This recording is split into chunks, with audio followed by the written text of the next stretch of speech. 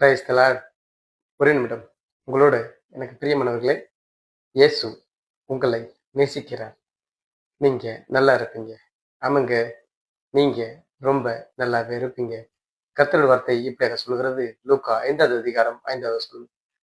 முழுவதும் பிரயாசப்பட்டும் ஒன்றும் அகப்படவில்லை.